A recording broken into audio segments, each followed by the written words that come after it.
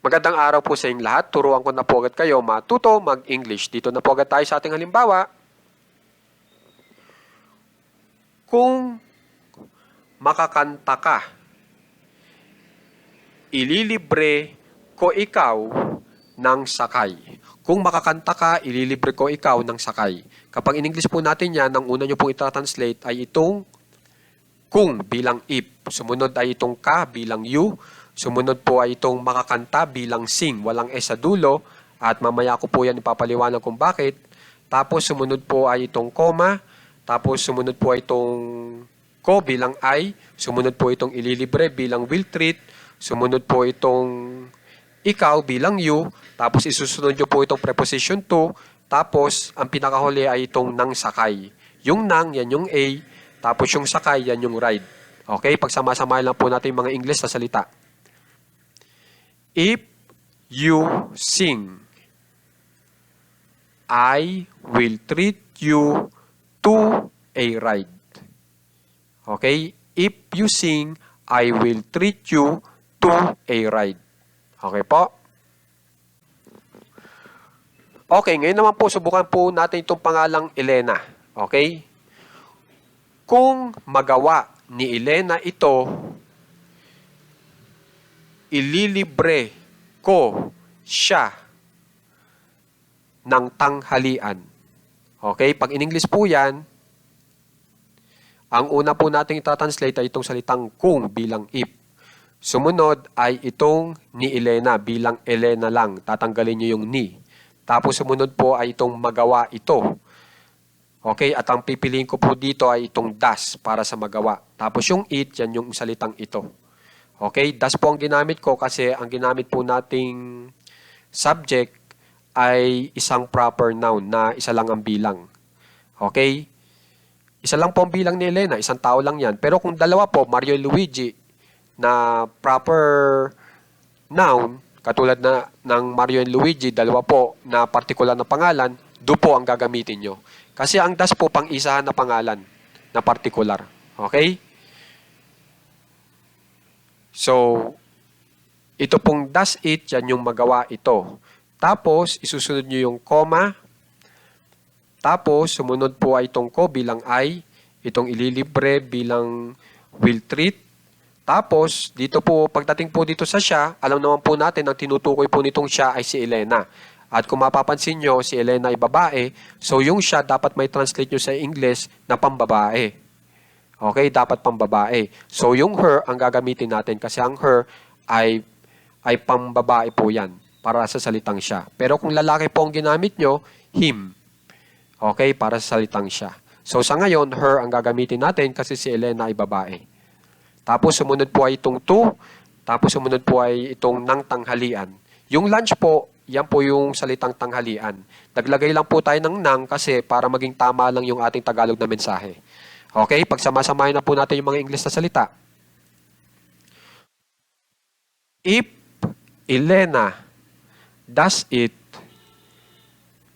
I will treat her to lunch.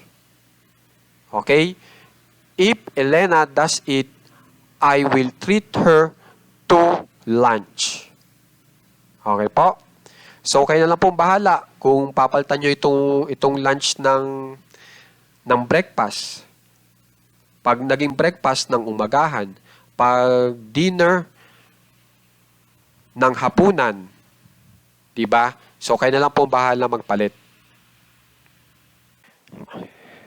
Okay, ngayon po, ipapaliwanag ko kung bakit yung you natin o ka ay ang naging kapartner po dito sa baba ay itong sing, itong S-I-N-G. Okay? So, ang tandaan nyo po muna ay itong I hanggang dito kay Elena, ang tawag po sa kanila ay subject, pinag-uusapan.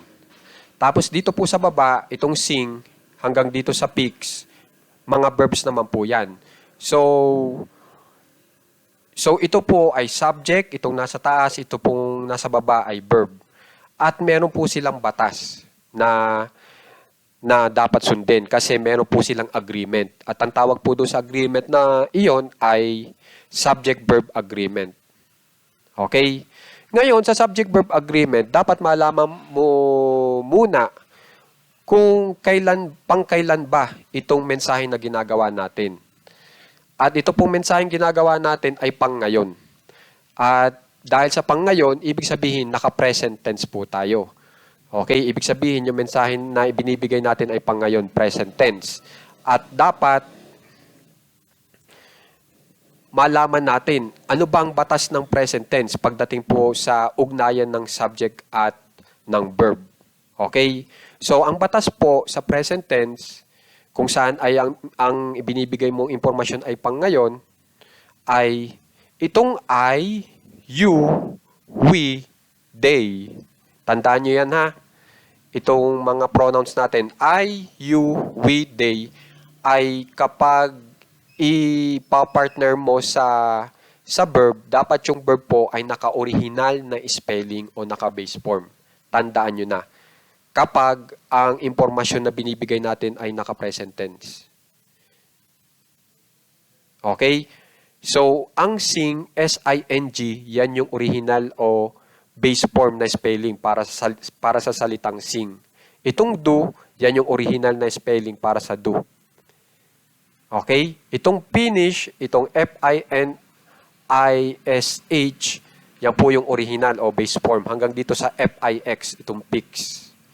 So, kaya ito pong you, pag yan ang pinili ko, ang kukuhanin ko spelling ay itong sing.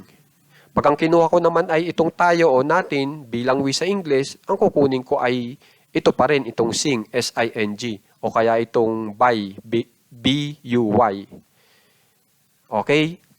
Ngayon po, pagdating naman po sa pangalan na partikular na isa lang ang bilang, katulad po nitong Elena, o kaya gumamit tayo ng salitang niya o siya bilang he o she. He, lalaki, she, babae.